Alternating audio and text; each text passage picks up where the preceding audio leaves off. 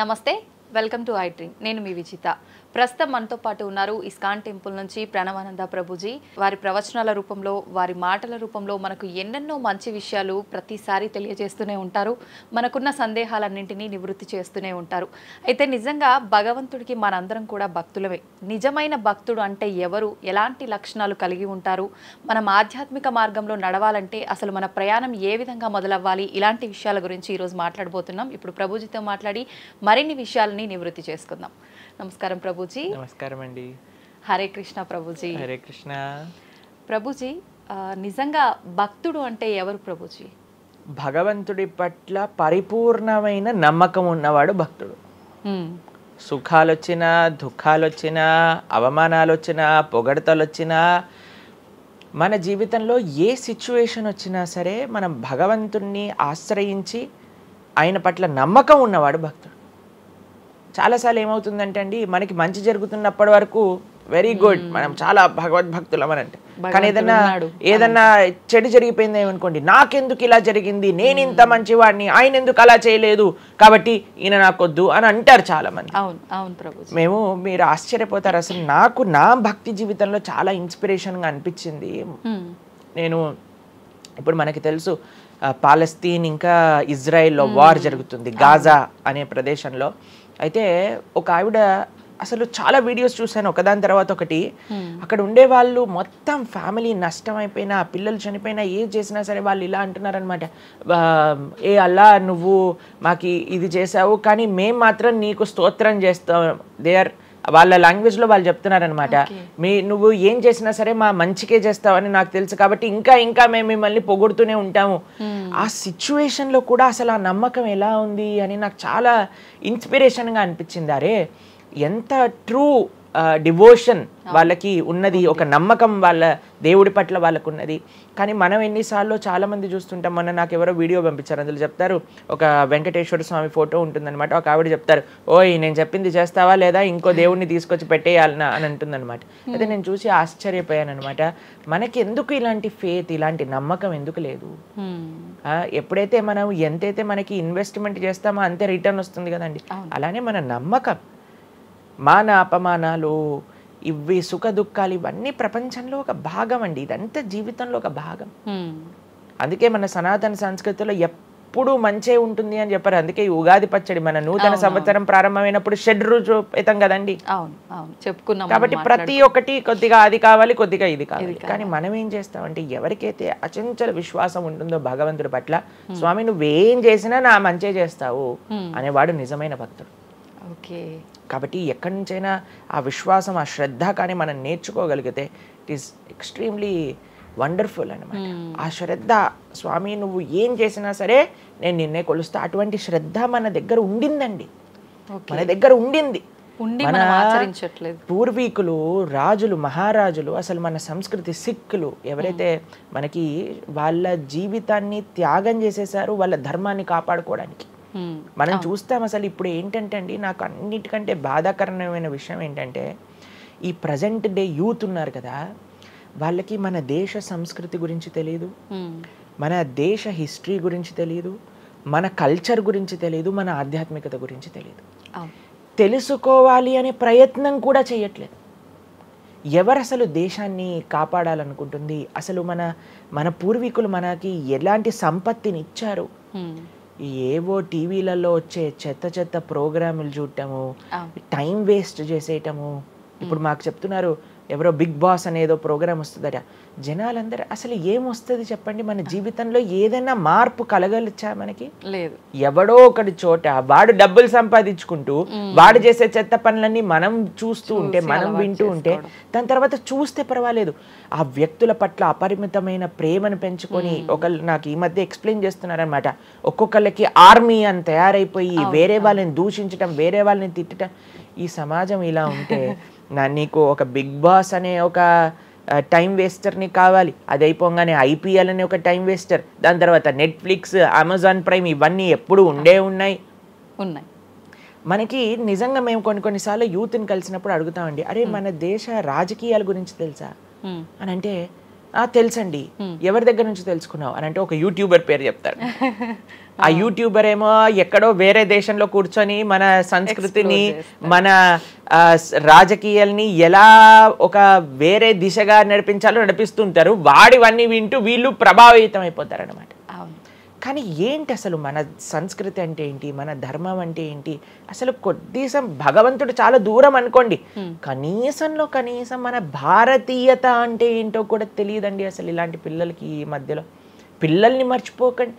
Parents ఎంతమంది దృష్టి చూపిస్తున్నారు చెప్పండి? చాలా తక్కువ మంది ప్రభుజీ. ఎప్పుడు చూడు ఏ సినిమాకి వెళ్దామా, ఏ సీరియల్ చూద్దామా, ఏ రియాలిటీ షో చూద్దామా, ఏ మూవీ సిరీస్ వెబ్ సిరీస్ కొత్తగా రిలీజ్ అయిందా, ఏ ఇన్స్టాగ్రామ్లో వీడియోస్ చూద్దామా, ఇలానే ఉండిపోతే మన దేశం ఎటు వెళ్తుంది, మన రాజ్యం ఎటు వెళ్తుంది, మన సంస్కృతి ఎటు వెళ్తుంది ఒకసారి చెప్పండి. కాబట్టి భక్తి అనేది ఒక ప్రస్తుత సమాజంలో అర్థం చేసుకోవటము అనేది ఎప్పుడైతే ప్రతి ఒక్కళ్ళు తమ దగ్గర ఉండే సమయాన్ని వెచ్చిస్తారో, ఎప్పుడైతే నేను తెలుసుకోవాలి అనే ఒక ఇచ్చ మనసులో ఉంటుందో అప్పుడు మాత్రమే తెలియపడే ఒక అద్భుతమైన జ్ఞానం అండి అది. తత్విద్ధి ప్రణిపాతేన పరిప్రశ్నేన సేవయా అని కృష్ణుడు భగవద్గీతలో చెప్పారు. ఆధ్యాత్మిక జ్ఞానం అంటే ఎలానో అలా తెలుసుకోలేమండి. దానికి సమయాన్ని వెచ్చించాలి, దానికి ఇంట్రెస్ట్ మన లోపల కలిగి సమయాన్ని తీసుకోవాలి. అరే మనకి బిగ్ బాస్ 210లో ఉన్నంత ఇంట్రెస్ట్ టైం, ఐపీఎల్ మ్యాచ్లలో చూడడానికి ఇంట్రెస్ట్ టైం, వెబ్ సిరీస్లు చూడడానికి ఉన్న ఇంట్రెస్ట్ టైం, ఒక గీతా భాగవతం వినడానికి మనం టైం పెడుతున్నామా? లేదు, అసలు అట్లాంటి ఆలోచనే రావట్లేదు కదా. మరి భక్తి అంటే ఏంటి, భగవంతుడు అంటే ఏంటి, భగవంతుడు మనకి ఏం చేస్తున్నాడు, ఇవన్నిటికీ సమయం వెచ్చించాలి కదండి. కాబట్టి అందుకే మనం ఎప్పుడు చెప్పేది, ఒక భక్తుడు అనేవాడు అన్నిటికంటే అదృష్టవంతుడు ఎవరికైతే భగవంతుడి యొక్క కృప అనుభవంలోకి వస్తుందో. అటువంటి అనుభవం కానీ మనం పొందాలి అని అనుకుంటే మనం సమయాన్ని కేటాయించాలి. ఇది చాలా ముఖ్యమైన విషయం. అయితే మనం ఆధ్యాత్మిక ప్రయాణం మొదలు పెట్టాలి అంటే ముందుగా చేయాల్సిన పని, మొట్టమొదటి అడుగు ఆధ్యాత్మిక ప్రయాణం ముందు పెట్టాలి అని అంటే ఇన్స్టాగ్రామ్, వాట్సాప్ని తగ్గించాలి. ఓకే. ఇంతకు ముందు ఏకాదశి, ఇప్పుడు రేపు ఏకాదశి ఉపవాసం అంటే నిర్జల ఉపవాసం అని లేదా పలాహార ఉపవాసం అని అలా చెప్తారు. కొన్ని సంవత్సరాలు అయిపోయాక ఉపవాసం అని అంటే కనీసం ఈ రోజైనా ఫోన్ చూడొద్దు అని చెప్పే రోజులు కూడా వస్తాయేమో అనిపిస్తుంది. ఎందుకంటే ప్రతిసారి కూడా అడిక్టెడ్ జనాలందరూ కూడా వాట్సాప్ వీడియోలు, స్టేటస్లు, ఇన్స్టాగ్రామ్, యూట్యూబ్, టీవీ వీటితో అడిక్ట్ అయిపోయి ఎంత సమయాన్ని వెచ్చిస్తున్నారు. అసలు మీరు అన్నట్టుగా జపం చేయడానికి అడుగురా అంటే జపం చేయడానికి సమయం లేదంటారు, వాట్సాప్ స్టేటస్ మాత్రం చూడడానికి సమయం ఉంటుంది. ఎంత విచిత్రం చెప్పండి. కాబట్టి మనము చాలా జాగ్రత్తగా మొట్టమొదటి అడుగు ఏంటి అని అంటే మనం చెయ్యకూడని విషయాలు పక్కన పెట్టడం. ఏంటి? అక్కర్లేని విషయాలు వినటం, అక్కర్లేని విషయాలు మాట్లాడటం, అక్కర్లేని విషయాల గురించి ఆలోచనలు చేయటం, వీటన్నిటిని పక్కన పెట్టి 4 నియమాలు చెప్పారండి మన శాస్త్రంలో భక్తిలో ముందుకెళ్ళడానికి, ధర్మ మార్గంలో ముందుకెళ్ళడానికి. మద్యం పానం శ్రియాసూన యథా అధర్మశ్చ చతుర్విధం అని భాగవతం చెప్తుంది. 4 రకములైన తప్పుడు అలవాట్లను మనం నిషేధన చెయ్యాలట. ఏంటి ఆ 4? మద్యము అని అంటే మద్యాన్ని సేవించటం, ఎనీ టైప్ ఆఫ్ ఇంటాక్సికేషన్ అని అనుకోండి, సిగరెట్లు కానీ, మందు కానీ, గుట్కా, మానిక్ చంద్, పాన్, ఇంకేమంటారు టొబాకో, ఇవన్నీ డ్రగ్స్, ఇవన్నీ అసలు చెప్తూ ఉంటే మిగతా ఎనీ కైండ్ ఆఫ్ ఇంటాక్సికేషన్ దీన్ని పక్కన పెట్టాలి. ఓకే, మనం భక్తి మార్గంలో ముందుకెళ్ళాలి అని అంటే చెప్తున్నాను. 2 మద్యం పానం శ్రియ అసూన. జూదము ఇంతకుముందు జూదం ఆడుతూ ఉండేవారు, మనకు తెలుసు పాచికలాట అనేవారు. మహాభారతంలో యుధిష్ఠిర మహారాజు గారు ఆడినప్పుడు ఏమైంది వాళ్ళ జీవితంలో మనందరికీ తెలుసు. ఎన్ని కష్టాలు పడాల్సి వచ్చింది, ఆస్తంతా వెళ్ళిపోవాల్సి వచ్చింది, అరణ్యానికి పాలవ్వాల్సి వచ్చింది. చాలా మంది అడుగుతారు ఎందుకు మహాభారతం యుధిష్ఠిరుడు ఆడాడు. ఆయన ఆడి చూపించారు, అయ్యా ఆడితే ఈ పని అవుతుంది. ఎగ్జాంపుల్ సెట్ చేయడానికి ఆయన చేశారు. సరే, ఆయన చేసింది తప్ప కాదా, ఆయన ఏం అనుభవించారో తెలుసు కదండి. మనం ఎందుకు చెయ్యాలి ఆ పని? ఇప్పుడు జూదం యొక్క విపరీతమైన కాన్సిక్వెన్సెస్ తెలుసా అండి. ఇప్పుడు బెట్టింగ్ గేమ్లని, ఐపీఎల్ మ్యాచెస్కి బెట్టింగ్స్ అని, లేదా ఏది వస్తే దానిపైన బెట్టింగ్లు పెట్టడం, అవి ఇవి ఎన్ని అప్లికేషన్స్ తయారైపోయి ఎన్ని ఒక యువతని ఒక తప్పుడు మార్గంలో పెట్టడానికి. అసలు మాకు అప్పుడప్పుడు మేము యూట్యూబ్ చూస్తాం కదండి ప్రవచనాలు వినడానికి, మా గురువు గారి ప్రవచనాలు వినడానికి మేము చూస్తుంటాం అనమాట. అప్పుడు వస్తుంది రమ్మీ సర్కిల్ అని యాడ్ వస్తుంది అనమాట. ఇప్పుడు పేరు చెప్తున్నారు ఎందుకు ప్రభుజీ అని మీరు అనుకోవచ్చు. ఎందుకంటే పెద్ద పెద్ద సినిమా యాక్టర్స్ వాళ్ళు ప్రమోట్ చేసేది రమ్మీ సర్కిల్ అని, మాణిక్ చంద్ కంపెనీస్ని, గుట్కాలని, తర్వాత ఏవైతే అన్హెల్దీ ప్రోడక్ట్స్ కోక్ ఇలాంటివి ఏవైతే సాఫ్ట్ డ్రింక్స్ కూల్ డ్రింక్స్ ఉంటాయో వాటిని మీరు ఒక్కసారి ఆలోచన చేయండి. వాళ్ళు నిజమైన శ్రేయోభిలాషలా మనకి ఒక్కసారి ఆలోచన చేస్తే మనకు అర్థమవుతుందని. మొత్తం ఒక దగ్గర ప్రపంచం అంతా ఇవి తప్పు, ఇవి మీకు మంచిది కాదు అని మొత్తుకుంటుంటే మీరు ఎవరైతే మీరు హీరోయిన్ నా రోల్ మోడల్ అని అనుకుంటున్నారో వాడు మీకు నేర్పించేది ఏంటి అని అంటే, నువ్వు ఈ పేకాట ఆడు, నువ్వు గుట్కా తిను, నువ్వు కూల్ డ్రింక్ తాగు, నీ జీవితం ఏమైనా మాకు పర్వాలేదు, మేము ఎక్కడికి వెళ్ళినా నోరు నొప్పొచ్చేటట్టు అరిచి చెప్తున్నా అయ్యా ఇవి మంచిది కాదు, మీరు మంచి మార్గంలో ఉండండి, ఆరోగ్యాన్ని జాగ్రత్తగా పెట్టుకోండి, మనసు జాగ్రత్తగా ఉండండి, ధర్మాన్ని ఆచరణ చేయండి అని మేము చెప్తుంటే, కానీ జనాలకి వీటిలలో ఇంట్రెస్ట్ లేదు. వీళ్ళకి నా రోల్ మోడల్ వాళ్ళు, నా రోల్ మోడల్ ఇది అని ప్రొద్దు నుంచి రాత్రి దాకా ఇన్స్టాగ్రామ్లో చూడటం, వాళ్ళగా మాట్లాడటం, వాళ్ళగా వస్త్రాలు వేసుకోవటం, వాళ్ళలాగా మేము కూడా వాళ్ళలాగా అవ్వాలి అని అనుకుంటే వాళ్ళు ఏం నేర్పిస్తున్నారు మీకు ఒక్కసారి ఆలోచన చేయండి. ఎంతమంది దేశంలో ఉండే యువత మొత్తం కూడా తప్పుడు మార్గంలోకి వెళ్తే మన భారతదేశ భవిష్యత్తు ఏం కావాలో ఒకసారి చెప్పండి. కాబట్టి ఫస్ట్ ఏమన్నా మనం ఇంటాక్సికేషన్, సెకండ్ గ్యాంబ్లింగ్ అని అంటారు, జూదం, ఏ ప్రకారమైన జూదమైనా సరే దాన్ని పక్కన పెట్టాలి. మూడవది మాంసాహారాన్ని సేవించటం, ప్రాణిహింస చెయ్యకూడదు, భగవద్భక్తి మార్గంలో ముందుకెళ్ళాలి, భగవంతుని తెలుసుకోవాలి అని అంటే మనం లాస్ట్ టైం దీని గురించి మాట్లాడుకున్నాం, మనం ఎక్స్ప్లెయిన్ చేసాం అనమాట క్లియర్గా ఎందుకు మనం మాంసాహారాన్ని స్వీకరించకూడదు అని. అది భౌతికంగా మనకి మంచిది కాదు, ఆరోగ్యరీత్యా మంచిది కాదు, ఎమోషనల్గా మంచిది కాదు, ఎన్వైరన్మెంటల్గా మంచిది కాదు, స్పిరిచువల్గా మనకి మంచిది కాదు అని ఈ రీజన్స్ అన్ని చెప్పాం. అయితే నిన్నటి రోజున మాకు ఆ వీడియో పంపించారనమాట. సరే ఏమున్నాయి అబ్బా కమెంట్స్లో అని చదువుతుంటే చాలా మంది అన్నారు, రోజు ఈ వీడియో చూడటం వల్ల మేము మాంసాహారం తినటం మానేసాము, మాకు క్లారిటీ వచ్చిందని చాలా కమెంట్స్ ఉన్నాయి. కొంతమంది ఏం రాశారు తెలుసా అండి, మరి ప్లాంట్స్కి, మరి ఆకుకూరలకి, తర్వాత మనం పండించే మొక్కలకు కూడా ప్రాణం ఉంది కదా అని. మీకు ఒక విషయం చెప్తాను, చాలా మంది ఈ ఆర్గ్యుమెంట్స్ చెప్తారండి, నాన్ వెజిటేరియన్ మానేసేయండి అని అంటే మరి మీరు జీవహింస చేయట్లేదా, మీరు కూడా మొక్కల్ని కట్ చేస్తున్నారు కదా అని అడుగుతారు. ఇప్పుడు దానికి 2-3 విషయాలు మీకు ప్రస్తావన చేస్తాను. ఒకటి, మీరు పాలకూరని, గోంగూరని, తోటకూరని కొయ్యడానికి వెళ్ళినప్పుడు అది గట్టిగా అరుస్తూ చంపేయకు నన్ను, ఏదో ఒక రక్తం కారటం, అది ఇలా గార్లో ఎగరటం, ఇలాంటివి చేస్తుందా అండి? లేదు. ఎప్పుడైనా మీరు ఆపిల్ పండుని కొయ్యడానికి వెళ్ళినప్పుడు ఆపిల్ పండుని ఇలా అనగానే దాంట్లో నుంచి రక్తం చెట్టులో నుంచి దారాలుగా కారుతుంటుందా అండి? అదేమైనా గట్టిగా అరుస్తుందా అని కొంతమంది అంటారు, అది అరుస్తుంది మనకి వినిపించదు. మనకి ఒకసారి అర్థం చేసుకోవాలి, ఒక ప్రాణికి ఒక వెల్ డెవలప్డ్ కాన్షియస్నెస్ ఉన్న వ్యక్తికి, లేదా ఒక పర్సనాలిటీకి, లేదా ఒక ప్రాణికి, లేదా ఒక ప్లాంట్కి ఏంటి వ్యత్యాసము అనేది మనం తెలుసుకోవాలి. దాంతోపాటు ఇంకొక విషయం చెప్తాను, మరి ప్లాంట్స్ని తినచ్చు, యానిమల్స్ని తినకూడదు అని ఏంటి ప్రమాణము అని అంటే, భగవంతుడు మనకి ఈ విషయాన్ని ప్రస్తావన చేశారు, స్వామి మనకి ఈ విషయాన్ని ఉపదేశం చేశారు. అయ్యా నువ్వు కేవలం శాకాహారాన్ని మాత్రమే తినవచ్చును, సాత్విక ఆహారాన్ని మాత్రమే తినవచ్చును. ఎక్కడ చెప్పాడు భగవంతుడు?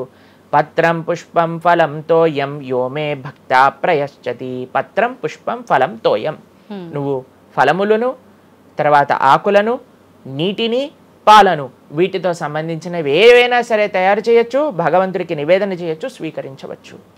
కాబట్టి మన శాస్త్రములు దేన్నైతే యాక్సెప్ట్ చేశాయి, ఇప్పుడు చెప్పాయనుకోండి, సరే ఈ ప్లాంట్స్లలో కూడా ప్రాణం ఉందయ్యా, ప్లాంట్స్ కూడా తినకు అని అంటే ఏం చేస్తామండి? గాలిని పీల్చుకుంటామా? సన్లైట్తో బతుకుతామా మనం ఏమన్నా ప్లాంట్స్ బతికినట్టుగా? ఏదో ఒకటి కావాలి కదా ఆహారం. కాబట్టి అన్నిటికంటే లీస్ట్ హింస, అహింస అంటే అన్నిటికంటే లీస్ట్ హింస ఎక్కడ ఉంటుందో అది కాబట్టి మనకి శాస్త్రం ఆమోదన చేసింది. నువ్వు ఈ ఏవైతే హర్బివోరస్ అని అంటారు చూడండి, ఏవైతే పశుపక్షాదులు కాకుండా ఏవైతే మొక్కలు ఉంటాయో, ఏవైతే ధాన్యం ఉంటుందో, ఏదైతే ఫలములు ఉంటుందో దాన్ని స్వీకరించు అని. తర్వాత రెండో ఆర్గ్యుమెంట్ ఏం చేస్తారు తెలుసా అండి, నాన్ వెజిటేరియన్ అనగానే మనం కానీ తినకపోతే వాటి పాపులేషన్ మొత్తం పెరిగిపోయి మనల్ని చంపేస్తుంది. అయ్యా నువ్వొక్కడు మారటం చేత ఏమీ అవ్వదు. అవును, మొత్తం మారిపోదు. ప్రపంచం ఎలా వెళ్తుందో కొంతమంది మూర్ఖులు ఉంటారు, ఎంత చెప్పినా మారని వాళ్ళు వాళ్ళ పని చేసుకొని ఇవ్వండి అంతే. భగవంతుడు బ్యాలెన్స్ ని తయారు చేశారండి. ఆ భగవంతుడు ఆ బ్యాలెన్స్ ని క్రియేట్ చేస్తారు. నువ్వు ఆ ధర్మాన్ని ఆచరించకుండా ఉండు. కాబట్టి 3 చూసాం ఏంటి, మద్యం, పానం, శ్రియ, సూన. ఒకటి intoxication, gambling, meet eating. Last Prabhuji ఒక చిన్న డౌట్, ఇప్పుడు మాంసాహారం తినొద్దు మన శాస్త్రంలో ఎక్కడ తినమని చెప్పలేదు అని అన్నారు కదా, మరి గ్రామ దేవతలకి కోళ్ళు, మేకలు ఇలాంటివన్నీ బలిస్తుంటారు కదా, మరి అది ఎక్కడ ఉంది అసలు? మీరు అమ్మవారిని జగన్మాత అని పిలుస్తారు తెలుసా? మీరు ఎప్పుడైనా అంటారా? అమ్మ అంటారు, అంతేనా? ఒక తల్లికి, ఒక తల్లితనంలో మీరు కూడా మదర్ కదండి, మీ పిల్లలకి ఏదైనా ఒక చిన్న బాధ కలిగితే మీరు ఓర్చుకోగలుగుతారా చెప్పండి? లేదు. అస్సలంటే అసలు అలాంటి ప్రస్తావనే తేయకూడదు ప్రభుజీ అని అంటారు. అవును, అంతేనా కదా? మరి జగన్మాత అని మనం అంటున్నప్పుడు ఆ జగత్తుకి తల్లి, జగత్తు మొత్తం అని అంటే ఆ పక్షి, ఆ ప్రాణి కూడా అదే జగత్తులో పుట్టిందే కదా. అంటే ఆ ప్రాణికి కూడా ఆవిడే కదా తల్లి. ఆ తల్లి ముందు మనం ఇలాంటి పనులు చేస్తే అమ్మకి నచ్చుతుందా నచ్చదా చెప్పండి? నచ్చదు. కాబట్టి ఇవన్నీ ఎక్కడొచ్చాయి అని అంటే మధ్యలో ఎక్కడో ఒక చోట కొన్ని తప్పుడు ఆచరణలన్నీ కూడా మన లోపలికి దూసుకొచ్చేసాయి అన్నమాట. కానీ బలి అనేది ఎప్పుడు ఇవ్వకూడదు. సాత్వికమైన ఆరాధన అన్నిటికంటే శ్రేష్టమైన ఆరాధన. ఈ బలులు ఇవ్వటం వీటన్నిటిని తామసిక ఆరాధన అని అంటారు. కాబట్టి మనము ఎంతైతే మీరు బలి అంటే ఏంటో తెలుసా అండి, ఏదో ఒకటి సమర్పణ చేయటము. సమర్పణ చేయటాన్ని, దాంట్లో ప్రాణిని సమర్పణ చేయటం కంటే మనకుండే అహంకారాన్ని సమర్పణ చేస్తే అమ్మవారు ఇంకా ఆనందిస్తారు. మన దగ్గర ఉండే దంభాన్ని సమర్పణ చేసేస్తే, బలిచ్చేస్తే ఇంకా ఆనందంగా ఉంటారు. దంభము అని అంటే గర్వం. అహంకారము, దంభము, ఈ రెండిట్లో వ్యత్యాసం ఏంటో తెలుసా అండి? గర్వము అని అంటే మనం చేసిన దానికి మనం గర్వపడ్డాం అనమాట. నేనే చేశాను, నా అంతటి వాడు లేడు. దంభము అంటే చెయ్యని దానికి కూడా గర్వపడడం. కాబట్టి మనకుండే అభిమానాన్ని, మనకుండే ఆ లోభాన్ని, వీటన్నిటిని అమ్మవారికి సమర్పణ చేయండి, ఇంకా మంచి, ఇంకా ఆనందిస్తారు. అందుకే మనం తల నీలాలు ఇస్తాం. చాలా మందికి తెలియదు అసలు దేవుడు ఏం చేసుకుంటాడండి మన జుట్టుని, డాండ్రఫ్ తోటి ఉన్న జుట్టుని.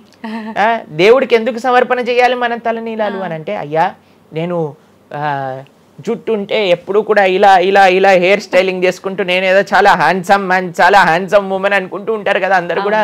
అయ్యా నా యొక్క ఆ సెల్ఫ్ కాన్షియస్నెస్ ని సమర్పణ చేస్తున్నా నీ దగ్గర. మనం గుడికి వెళ్ళి కొబ్బరికాయ కొడతాం. కొబ్బరికాయ ఎందుకు కొడతామండి? మనం కూడా అలాంటి హార్టెడ్ వ్యక్తులం అనమాట. మనకు కూడా ఆ గర్వంతో మనం కూడా అంత పైన ఉండే షెల్ ఉంటుంది కదా, ఎంత హార్డ్గా ఉంటుంది. కానీ ఎప్పుడైతే అది పలగొట్టేస్తామో అప్పుడు లోపల మంచి తీయటి నీరు మనకి దొరుకుతుంది. కొబ్బరి ఎంత స్వీట్గా ఉంటుంది, అది మనకు కలుగుతుంది.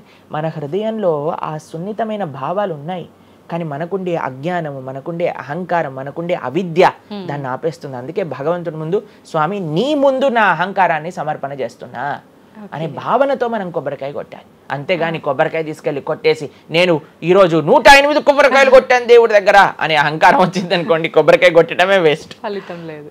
కాబట్టి మనందరం అర్థం చేసుకోవాలి అసలు ఏంటి భావన. బలి అని అంటే ప్రాణి బలి కాదయ్యా, నీ దగ్గర ఉండే చెడు గుణాలను బలి.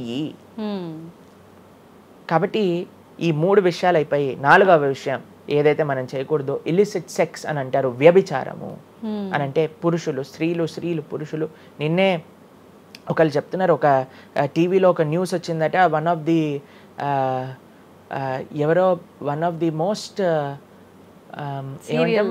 ఫేమస్ యాక్టరో లేదా ఇంకెవరో వాళ్ళ హస్బెండ్ని వేరే స్త్రీలతో పాటు పట్టుకున్నారు అని మాకు ఒక న్యూస్ నిన్న ఒకళ్ళు చెప్తున్నారు అనమాట. అంటే వాళ్ళు ఏం చెప్పారంటే నాకు, ప్రభుజీ సమాజంలో ఇలాంటివి ఎన్నో కేసులు వస్తున్నాయి ప్రభుజీ, ఈ మధ్యలో న్యూస్లో ఇలాంటివి అయితే తరచుగా మనం చూస్తూ ఉన్నాము, కాబట్టి ఈ సమాజం ఎటువైపు వెళ్తుందో తెలియట్లేదు ప్రభుజీ అని అంటే మేము వాళ్ళకి చెప్పాం, సమాజాన్ని ఎందుకు ఇటువైపు నడుస్తుంది అని అంటే మనం చూపించే విషయాలు అలా ఉన్నాయి, చూపించే సినిమాలు అలా ఉన్నాయి, చూపించే సీరియల్ అలా ఉన్నాయి, చూపించే ఆదర్శమైన వ్యక్తులు అలా ఉన్నారు. మనం ఎవరైతే హీరోలు అనుకుంటున్నామో వాళ్ళు ప్రొద్దున లేస్తే విడాకులు తీసుకొని ఇంకొకరిని పెళ్లి చేసుకొని, విడాకులు తీసుకొని ఇంకొకరిని పెళ్లి చేసుకొని, ఇలాంటివి చూస్తుంటే మనం కూడా అది నార్మలైజ్ అయిపోయింది మన భారతీయ సంస్కృతిలో. కానీ ఎక్కడైతే ధర్మం ఉంటుందో, రాముడు ఆదర్శంగా ఉన్న వ్యక్తి ఎప్పుడు అలాంటి తప్పు చేయలేదండి. ఎందుకంటే రాముడు ఏకపత్ని వ్రతుడు. ఎంత కమిట్మెంట్ ఉండాలి భార్య పట్ల, భర్తకు కూడా అలానే అండి. ఇప్పుడు ఒకళ్ళు తప్పు అంటే, ఇప్పుడు చాలా మంది అనుకుంటారు ఇది ఎత్తి పురుషులకే వర్తించింది అని. పురుషులకు ఎంతైతే వర్తిస్తుందో అంతే స్త్రీలకు కూడా వర్తిస్తుంది, స్త్రీలకు ఎంతైతే వర్తిస్తుందో అంతే పురుషులకు కూడా వర్తిస్తుంది. కాబట్టి ఈ 4 చాలా జాగ్రత్తగా ఉండాలి. పరస్త్రీ సంఘము, పరపురుష సంఘం, వీటి నుంచి చాలా జాగ్రత్తగా ఉండాలి. ఈ 4 కానీ మనం ఆచరించగలిగితే మన జీవితంలో, చెయ్యకూడనివి 4, చెయ్యాల్సినవి 4. ఇప్పుడు మనం చెయ్యకూడనివి 4 గురించి విన్నాం కదా, చెయ్యాల్సిన 4 ఏంటో ఒక నిమిషంలో చెప్పేస్తా. మంచి భక్తుల యొక్క సాంగత్యం, మంచి పుస్తకాలు చదవటం, భగవన్నామాన్ని జపం చేయటం, మంచి ఆహారాన్ని స్వీకరించటం. ఈ 4 చేస్తే మనం డైరెక్ట్గా భగవంతుడి యొక్క శ్రీచరణాల దగ్గర ఉంటాం అనమాట. ఓకే, ఇవన్నీ జరగాలి అని అంటే మనం ఆధ్యాత్మికం వైపు మన మనసును మళ్ళించాలి. మనకి ఆధ్యాత్మికము అవసరము అని మనం తెలుసుకోవాలి. ఎప్పుడైతే తెలుసుకుంటామో మనం సమయాన్ని ఇవ్వగలుగుతాం. ఓకే ప్రభుజీ, జపం అని అంటుంటారు. నిజంగా జపం అంటే ఏంటి ప్రభుజీ? ఏ విధంగా జపం చేయాల్సి ఉంటుంది? జపము మనకి కలియుగంలో తరించడానికి మార్గం. కృతేయ ధ్యాయతో విష్ణుం త్రేతాయాం యజతోమకై ద్వాపరే పరిచర్యాయాం కలో తత్ హరికీర్తనం అని చెప్పారు. భగవంతుడి యొక్క నామ జపం అత్యంత శ్రేష్టమైనది. కృష్ణుడు భగవద్గీతలో ఏం చెప్తారో తెలుసా అండి, అన్నిటికంటే గొప్ప యజ్ఞం, యజ్ఞములలో నేను ఒక యజ్ఞాన్ని అని చెప్తారు. ఏ యజ్ఞం తెలుసా? యజ్ఞానాం జప యజ్ఞోస్మి అని భగవంతుడు చెప్తారు. అన్నిటికంటే గొప్ప యజ్ఞం జపం చేయడం అనమాట. ప్రతిరోజు జపం చేయాలి. మేము ప్రతిరోజు 2 గంటల పాటు జపం చేస్తాం ప్రొద్దున పూట. ఏంటి జపం చేయాలి? భగవన్నామాన్ని జపం చేయాలి. భగవన్నామము అత్యంత సులభంగా మనల్ని భగవంతుడి యొక్క కృపని తెచ్చిపెడుతుంది, భగవంతుడి యొక్క రియలైజేషన్ మనకిస్తుంది అనమాట. అందుకే హరిర్నామ హరిర్నామ హరిర్నామేవ కేవలం కలోర్నాస్తేవ గతిరన్యద అని చెప్పారు. అన్నిటికంటే శ్రేష్టమైనది ఎటువంటి రూల్స్ అండ్ రెగ్యులేషన్స్. ఇప్పుడు కొంతమంది అనుకుంటారు జపం అంటే చాలా రూల్స్ ఉండాలి, అది చేయాలి ఇది చేయాలి అని. ఏం లేదు, చక్కగా శుచిగా ఉండండి, శుభ్రంగా ఉండండి, భగవంతుడి ముందు దీపం పెట్టండి, కూర్చోండి, ఒక జపమాల పట్టుకోండి. హరే కృష్ణ కృష్ణ కృష్ణ హరే హరే, హరే రామ రామ రామ హరే హరే. సింపుల్ మంత్రం, ఎవరైనా చేయొచ్చు, ఎటువంటి కాంప్లికేషన్స్ లేదు. ఏ స్థితిలో ఏ అవస్థలో ఉన్న వాళ్ళైనా సరే చక్కగా జపం చేయొచ్చు. ఎటువంటి నియమాలు లేదు. ఎప్పుడైనా సరే చక్కగా భగవన్ నామానికి నియమం లేదు, మంత్రాలకి నియమాలు ఉన్నాయి, కానీ ఇది భగవన్ నామం. ఇటువంటి నామాన్ని కానీ మనం హరినామం అని అంటారు దీన్ని. ఈ హరినామాన్ని కానీ చక్కగా జపం చేయగలిగితే మనకి బ్రహ్మాండమైన ఫలితాలు, ఆ భగవంతుడి యొక్క కృప మనం ఎక్స్పీరియన్స్ చేయగలుగుతాం మన జీవితంలో. ఇప్పుడు మీరు చూడండి, నోట్లు ఎప్పుడైనా మనం లెక్క పెట్టామనుకోండి, ఎలా లెక్క పెడతారు తెలుసా? ఇలా 1 2 3 4 5 6 7 8 9 10 అని లెక్క పెడతారు, అంతేనా? ఏదైతే నోట్లు లెక్క పెట్టేటప్పుడు ఎప్పుడు మనం బయటికి లెక్క పెడతాం, ఎందుకంటే ఇది ఎప్పుడు బయటికి వెళ్ళేదే.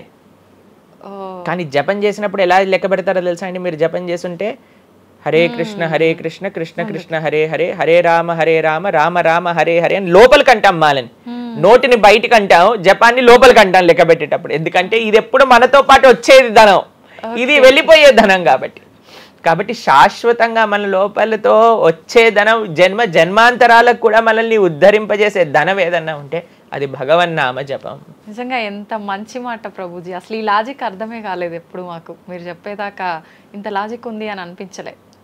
చాలా మంచిగా చెప్పాం. ప్రతి ఒక్కళ్ళు చిన్న పిల్లల నుంచి, మా దాంట్లో మా గ్రూప్ లో మీరు చూస్తే చిన్న పిల్లల నుంచి వృద్ధుల వరకు అందరు జపం చేస్తారు. అంతెందుకండి, మీరు చూస్తారు హరే కృష్ణ భక్తులు దేశ విదేశాల నుంచి ఉన్న వాళ్ళందరూ జపమాల పట్టుకొని జపం చేసే వాళ్ళని మనం చూడట్లేదు. కాబట్టి మనకి ఎందుకు జపం రాదు? టైం వస్తుంది, టైం ఉంది. ఎక్కడెక్కడ టైం వేస్ట్ చేస్తున్నామో తెలుసుకుంటే ఎక్కడ దాన్ని యూటిలైజ్ చేయాలో తెలుస్తుంది. సమయంతో పనుందా ప్రభుజీ? ఏ సమయంలో అయినా చేసుకోవచ్చు, కానీ ప్రొద్దున పూట చేస్తే అత్యంత శ్రేష్టమైనది. ప్రొద్దున పూట మనం త్వరగా లేసి త్వరగా స్నానం చేసి త్వరగా జపం చేసుకోగలిగితే ఆ రోజంతా బ్రహ్మాండంగా ఉంటుంది. ధ్యానం కూడా చేస్తుంటారు చాలా మంది. జపానికి ధ్యానానికి వ్యత్యాసం ఏంటి? మనము భగవన్నామ మంత్రాన్ని నామాన్ని జపం చేస్తూ భగవంతుడి గురించి ధ్యానం చేయాలి. ఓకే. ఇప్పుడు జస్ట్ ధ్యానం, చాలా మంది మాకు కంప్లైంట్ చేస్తున్నారు, ఇప్పుడు ధ్యానం చేస్తే మనసు నిలకడగా ఉండట్లేదు, మనసు ఎక్కడికి వెళ్ళిపోతుంది, అక్కర్లేని ఆలోచనలు వస్తున్నాయి. ఇప్పుడు చూడండి, పిల్లవాడు అటు ఇటు ఇటు అటు కదులుతున్నాడు అనుకోండి, ఇంట్లో ఏయ్ అనగానే అయిపోతారు. అలా మన మనసు కూడా అటు ఇటు ఇటు అటు కదులుతూ ఉంటుంది. కానీ ఎప్పుడైతే మనం మంత్రంతో ధ్యానం చేస్తామో అప్పుడు మనసు ఇలా వెళ్ళిపోయింది అనుకోండి పక్కకి, హరే కృష్ణ అనగానే ఆ మనసు వచ్చేస్తుంది, వామ్మో వీడు కాన్షియస్గా ఉండండి నేను అటు ఇటు వెళ్తుంటే. కాబట్టి మనసు కూడా మనం ఆ నామం పట్ల మనం ధ్యానం చేయొచ్చు. ఎప్పుడైతే మనం నామాన్ని మంచిగా జపం చేస్తామో ఆ నామంలోంచే భగవంతుడి యొక్క రూపం, గుణం, లీల అవన్నీ కూడా ప్రకాశితం అవుతాయి. కానీ ఫస్ట్ మనం ధ్యానం నామం పైన పెట్టాలి. మన ఉచ్చారణ కరెక్ట్గా ఉందా, మనం చక్కగా ఆ నామాన్ని వింటున్నామా, దీనిపైన ధ్యాస ఉండాలన్నమాట. నిజంగా చాలా మంది ధ్యానం చేసేటప్పుడు ఆ ఏకాగ్రత అనేది రావట్లేదు, ఎన్నిసార్లు ప్రయత్నించినా అంటుంటారు కదా ప్రభుజీ. ఏం చేయాలంటారు ఆ ఏకాగ్రత రావాలంటే? ప్రాక్టీస్ చేయాలి. అభ్యాసేనతు కౌంతేయ, అభ్యాసం చేయాలి. ఇదేదో చాలా మంది ఏం చేస్తారు తెలుసా అండి, ప్రభుజీ నేను 3 రోజుల నుంచి జపం చేస్తున్నా కానీ నాకు ఆ రుచి కలగట్లేదు. అయ్యా 300 కోట్ల జన్మలు తీసుకున్నాం మనము, ఆ జన్మాంతరాల్లో ఉండే వాసనలు ఉన్నాయి కదా, కొద్దిగైనా మనం సమయం ఇవ్వాలి భగవంతుడి యొక్క నామం. ఇప్పుడు మురికి పట్టిన ఒక క్లాత్ ఉందనుకోండి, ఇంకులో ముంచేసిన క్లాత్ ఉందనుకోండి, దాన్ని ఇచ్చాను అనుకోండి, ఇప్పుడు ఒక్క ఉతుకుల్లో పోతుందా ఇంకంతా? ఒక ఉతుకు తర్వాత ఇంకో ఉతుకు తర్వాత ఇంకో కొద్దిగా వెళ్తూ ఉంటుంది, కొద్దిగా వెళ్తూ ఉంటుంది. కొన్నిసార్లు మనకి ఫస్ట్ 3-4 వాషెస్లో తెలియదు అసలు పోయిందా లేదా. పోతుంది కానీ మనకు అంత ఎవిడెంట్గా కనిపించదు. కానీ 10, 15, 20, 30 సార్లు అయ్యాక తెలుస్తుంది. 100 సార్లు అయ్యాక మళ్ళీ మనకి తెల్లగా ఆ క్లాత్ బయటికి వచ్చేస్తుంది. అలానే మనం కూడా ప్రయత్నం చేస్తూ ఉండాలి. ఎన్ని జన్మలు మనం మాయకి ఇచ్చేసి ఒక జన్మలో 3 రోజులు మనం భగవన్నామాన్ని జపం చేసి ఇప్పుడు నాకేం కలగలేదు అని అంటే ఎలా చెప్పండి? ఆ నిష్ఠ, ఆ సిన్సియారిటీ ఇవ్వాలి టైం మనకి. ఎలాగైతే మీరు టైం దీనికి ఇచ్చారో అలానే టైం భగవంతుడు కూడా ఇవ్వాలి. తప్పకుండా ఆ ప్రాసెస్లో తప్పులేదు. మన సిన్సియారిటీ ఎంత సిన్సియర్గా మనం చేస్తే అంత తొందరగా మనకు కృప అనేది లభిస్తుంది. ఓకే ప్రభుజీ, పునర్జన్మలు అని అంటుంటారు. పునర్జన్మలు ఉంటాయా? ఇందాక మీరు చెప్పినట్టు ఎన్నో జన్మల వాసనలు మనకి జన్మలో కూడా అవి ఉంటాయి అని చెప్పన్నారు కదా, ఆ వాసనలకు సంబంధించిన ఆ లైఫ్ని మళ్ళీ ఈ జన్మలో మనం అనుభవిస్తామా? తప్పకుండా. మీరు అంతెందుకండి, మీరే ఎన్నోసార్లు మీ జీవితంలో కొంతమందిని కలిసి ఉంటారు. వాళ్ళు చెప్తారు ఇది ఈ జన్మలోంచి కాదు, పక్కా వీడి పోయిన జన్మలోదే ఈ లక్షణం. ఎందుకంటే చాలా మంది అంటారు మా ఇంట్లో ఎవరండి ఇలా ఉండరండి కానీ వీడికొక్కటే ఈ గుణం వచ్చింది అని అంటూ ఉంటారు. మనం చాలాసార్లు చూస్తాం చిన్న పిల్లలకి వాళ్ళకి మనకు నేర్పించకుండానే ఒక టాలెంట్ వచ్చేస్తుంది. వాళ్ళు ఆ విధంగా మేము మొన్న బృందావనం వెళ్ళినప్పుడు మేము చూసాం, అక్కడ చిన్న పిల్లవాడండి, నాకు తెలిసి 3-4 సంవత్సరాలు ఉంటాయి, 250 కంటే ఎక్కువ ట్యూన్లలో హరే కృష్ణ మంత్రాన్ని పాడుతున్నాడు ఆయన. వాళ్ళ పేరెంట్స్ని అడిగాం, అయ్యా ఎలా నచ్చింది? ప్రభుజీ మేమేం తెలియదు ప్రభుజీ, చిన్నప్పటి నుంచి హార్మోనియం దగ్గరికి వెళ్ళి టిక్ టిక్ టిక్ టిక్ అనేవాడు, వాడే పాడుతున్నాడు, వాడికి మొత్తం హార్మోనియం ఎవ్వరు నేర్పించలేదు, వాడే పాడుతున్నాడు అని. అలా ఎన్నో. మీరు డాక్టర్ ఐన్ స్టీవెన్సన్, మీరందరూ ఇంటర్నెట్ ఉంది కదా, మీ అందరికి ఫోన్లు ఉన్నాయి కదా, డాక్టర్ ఐన్ స్టీవెన్సన్ అని నొక్కండి. 2500 కంటే ఎక్కువ కేసుల పైన ఆయన రీసెర్చ్ చేశారు. రీఇన్కార్నేషన్, పునర్జన్మ కలిగిన కేసెస్లో అనమాట. కాబట్టి మీరు జస్ట్ రీఇన్కార్నేషన్ కేసెస్ అని మీరు యూట్యూబ్లో టైప్ చేస్తే ఎన్నో వస్తాయి మీకు. కాబట్టి పునర్జన్మ ఉన్నది. పునర్జన్మ సిద్ధాంతాన్ని ప్రస్తావన చేసి వాటిని నమ్మకం ఉన్న వాళ్ళే సనాతన ధర్మానికి సంబంధించిన వాళ్ళు అనమాట. కాబట్టి ఏది కూడా మనకి స్పాంటేనియస్గా రాదు, అంతా కూడా కర్మ, what ever we do that comes around అనమాట. కాబట్టి ఈ పునర్జన్మ సిద్ధాంతం అనేది తప్పకుండా ఉన్నది. పునర్జన్మ ఉంటుంది, జన్మాంతరాల వాసనలు అనేవి ఉంటాయి. ఎప్పుడైతే మనం ఆధ్యాత్మిక సాధన, ఎప్పుడైతే మనం భగవద్భక్తి చేస్తామో ఆ వాసనలన్నీ కూడా తొలగిపోతాయి. మనం చక్కగా మంచి ధార్మికమైన వ్యక్తిలా మనం మళ్ళీ మారచ్చు అనమాట. ప్రభుజీ, పునర్జన్మ ఉంటుంది అని అనుకున్నాం మనం. అయితే పునర్జన్మ అంటే అంతకుముందు జన్మకు సంబంధించిన పాపం పుణ్యం ప్రతి ఒక్క దాని ప్రభావం ఈ జన్మలో ఉంటుందంటారా ప్రభుజీ? తప్పకుండా. చాలా మంది అంటారు ప్రభుజీ వాళ్ళు ఇంత పిచ్చి వాళ్ళు కానీ ఇంత ఆనందం ఎందుకు వస్తుంది అని అంటే, వాళ్ళు గత జన్మలో చేసిన పుణ్యం ఇప్పుడు వాళ్ళకి వస్తుంది, ఈ జన్మలో చేసే పాపం మళ్ళీ వస్తుంది. ఎవరు కూడా ఎస్కేప్ అవ్వలేరండి. ఇప్పుడు మీరు అనుకుంటున్నారు మనం బాధపడుతున్నాం, గత జన్మలో చేసిన పాపాన్ని ఇప్పుడు మనం అనుభవిస్తున్నాం, ఇప్పుడు మేము మంచి వాళ్ళం ప్రభుజీ, మీకు కూడా వస్తుంది ఆ ఛాన్స్. కాబట్టి ఈ కర్మ సిస్టమ్ ఏదైతే భగవంతుడు ఇది చేశారో దాని నుంచి ఎవ్వరు ఎస్కేప్ కాలేరు. ఆయన సిస్టమ్ చాలా పక్కా. ఇక్కడ ఉండే మనం అప్పుడప్పుడు ట్రాఫిక్ సిగ్నల్ ని దాటేసి ట్రాఫిక్ పోలీస్ నుంచి ఎస్కేప్ అవ్వచ్చు, కానీ భగవంతుడి యొక్క రేడార్ నుంచి ఎస్కేప్ అవ్వలేదన్నమాట. ఎందుకంటే ఆయన హృదయంలో ఉండే కదా అన్ని నోట్ డౌన్ చేసుకునేది. కాబట్టి తప్పకుండా గత జన్మ పుణ్యము గత జన్మ పాప ఫలితాలు ఈ జన్మలో అనుభవించాల్సిందే. చాలా మంది మమ్మల్ని అడుగుతారు, ప్రభుజీ నరకానికి తీసుకెళ్తారు కదా. ఆ నరకానికి తీసుకెళ్తారు, మరి నరకంలోనే అంత అయిపోగొడితే మళ్ళీ ఈ జన్మలో ఇవ్వటం ఎందుకు? ఇన్స్టాల్మెంట్లో వస్తాయి, ఈఎంఐస్ కింద కట్టాల్సి వస్తుంది అనమాట మన ఫలితాన్ని. కొద్దిగా నరకంలో, కొద్దిగా ఈ జన్మలో, మళ్ళీ వచ్చే జన్మ. ఒకటేసారి ఆ యొక్క ఫలితాన్ని కానీ ఇచ్చేస్తే మనం తట్టుకోలేము. కాబట్టి భగవంతుడి యొక్క కృప నిజంగా చెప్పాలంటే ఇన్స్టాల్మెంట్స్ లో వచ్చేది. ఇప్పుడు చూడండి, ఒకసారి 10 కోట్లు కట్టాలి అంటే అది ఈజీయా, లేదా ఇన్స్టాల్మెంట్ లో కట్టాలంటే ఈజీయా? అందుకే కదండి అందరు ఈఎంఐలు కావాలండి.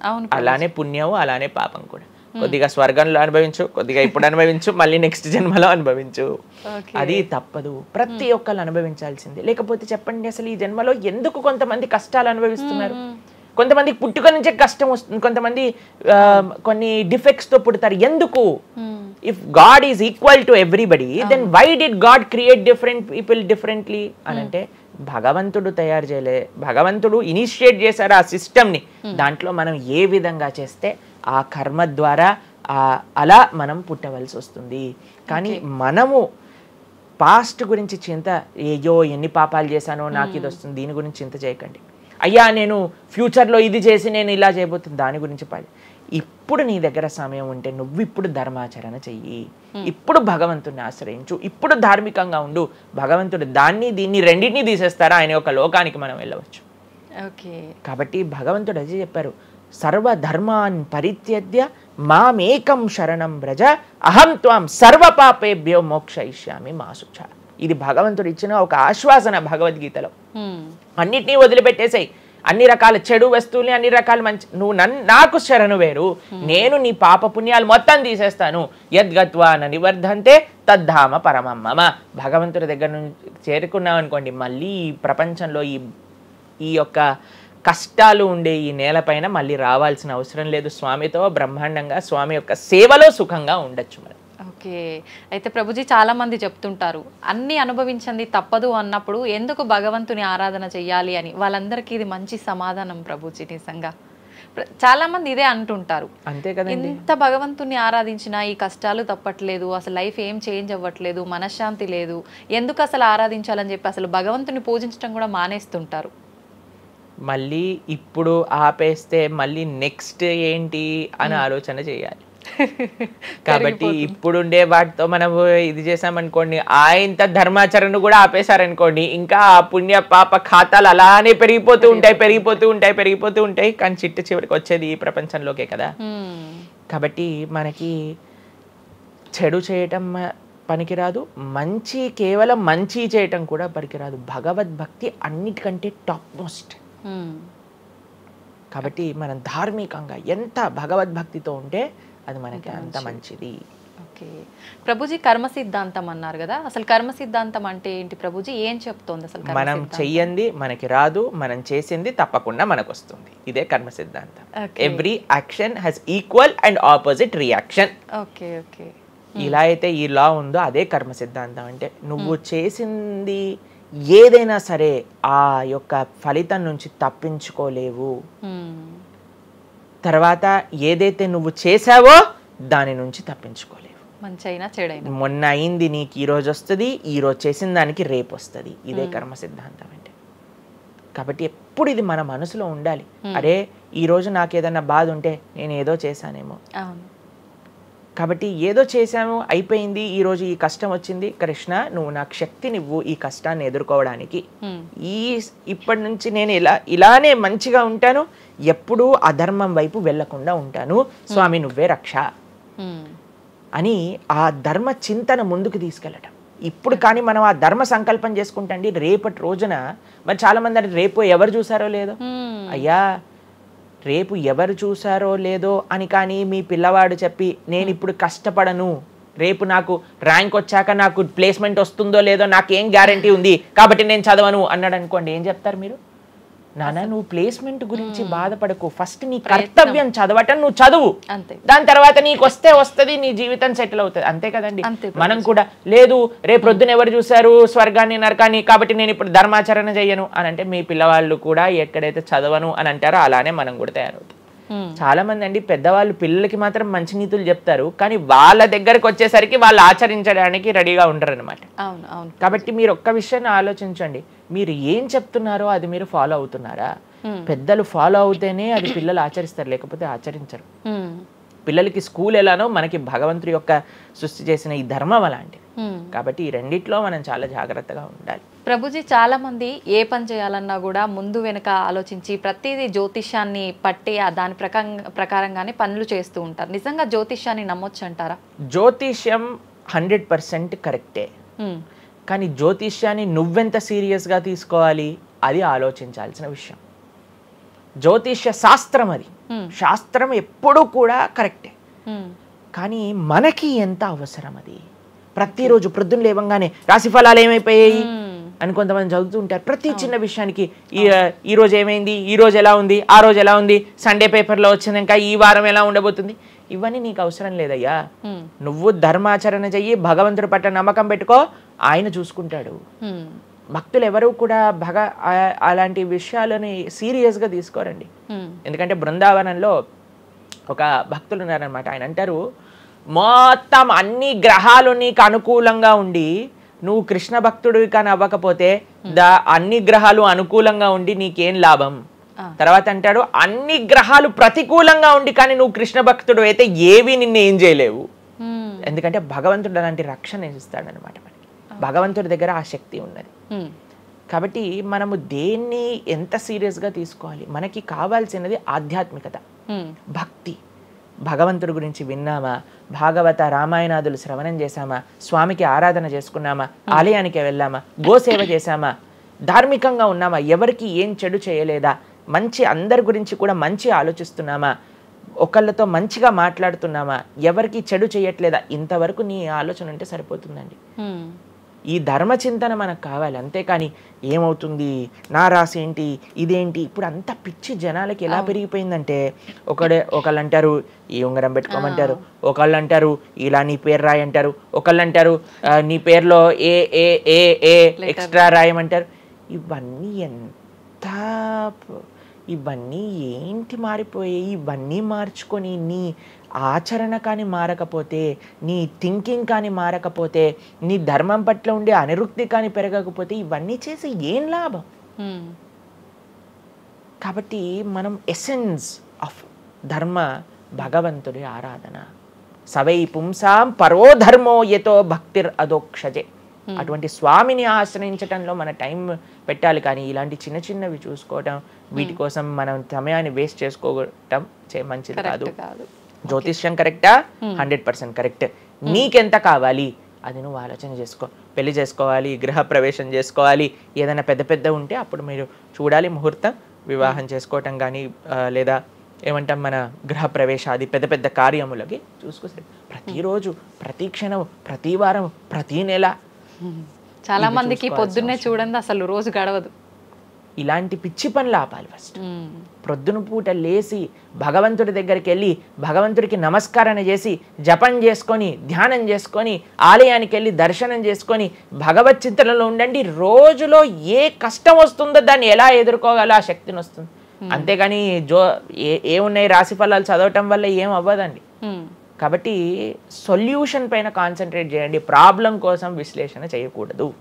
ఓకే ప్రభుజీ, చాలామంది ఇంట్లో నెగిటివ్ ఎనర్జీస్ ఉన్నాయి, దయ్యాలు తిరుగుతున్నాయి, లేదంటే ఎవరైనా ఒక పర్సన్కి దయ్యం పట్టింది అని చెప్పి చాలామంది ఎవరు ఇట్లా పంతుళ్ళు అట్లాంటి వాళ్ళ దగ్గరికి, మాంత్రికుల దగ్గరికి తీసుకెళ్ళడము, వాళ్ళు వదిలిస్తారని చెప్పటము, ఆ దయ్యం వీళ్ళని చాలా పీడిస్తుంది అని చెప్పడం, ఇలాంటివి చాలా వింటుంటాము సహజంగా. ఇదంతా నిజమే అంటారా ప్రభుజీ? అసలు దయ్యాలు అనేవి ఉన్నాయంటారా?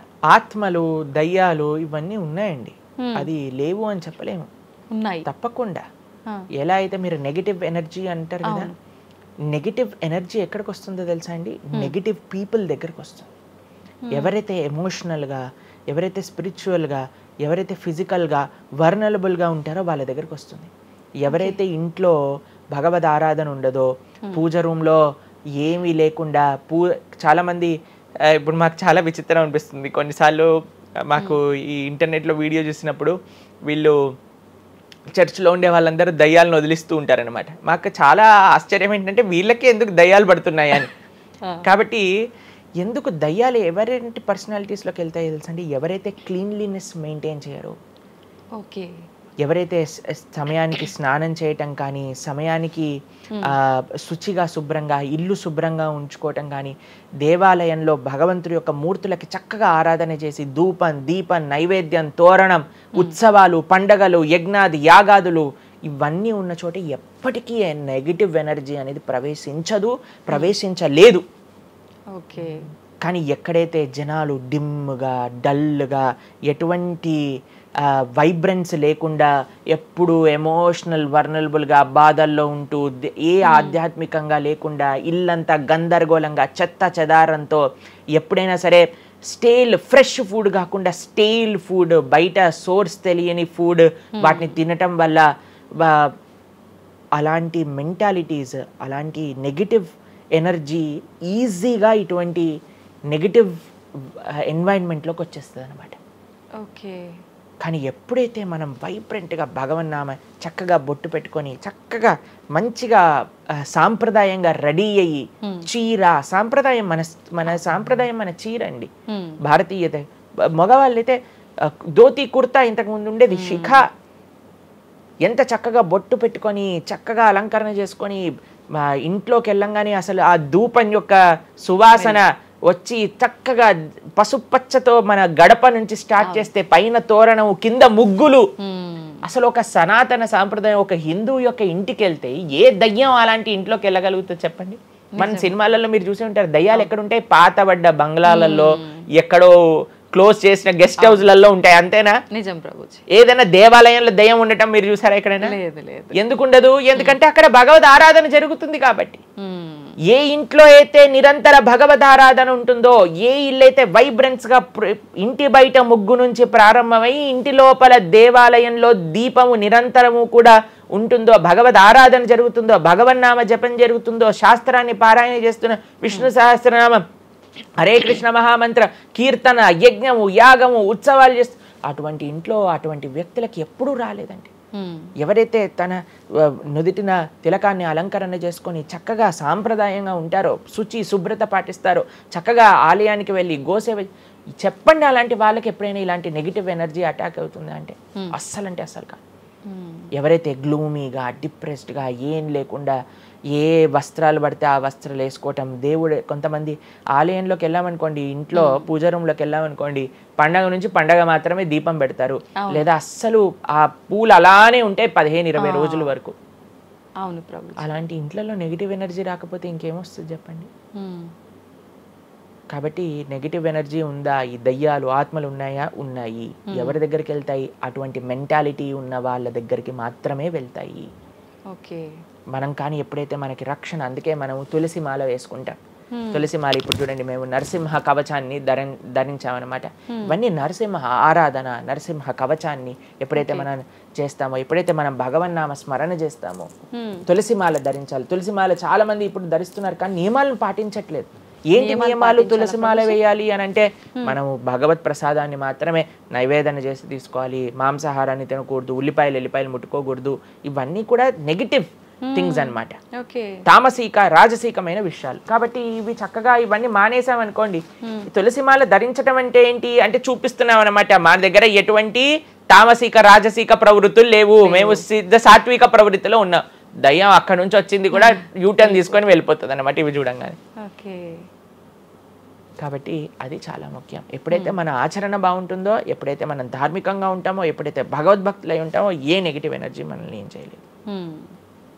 ఓకే, మొత్తానికి ఉన్నాయి దయ్యాలు, ఉన్నాయి, జాగ్రత్త. మనం మంచిగా భక్తి పరంగా ఉండండి, ధార్మికంగా ఉండండి, చక్కగా ధర్మాచరణ చేయండి, మీకేం భయం లేదు. కానీ ఎక్కడైతే ఇవన్నీ జరగవో అక్కడ ఉంటాయి. అందుకే ఆధ్యాత్మిక మార్గంలో నడవాలి అందరం కూడా. ఎస్. కృతజ్ఞతలు ప్రభుజీ, నిజంగా చాలా మంచి మంచి విషయాలు తెలుసుకుంటున్నాం మీ ద్వారా. ఇంకా ఇంకా తెలుసుకోవాలని కోరుకుంటున్నాం. ధన్యవాదాలు ప్రభుజీ. హరే కృష్ణ. హరే హరే కృష్ణ.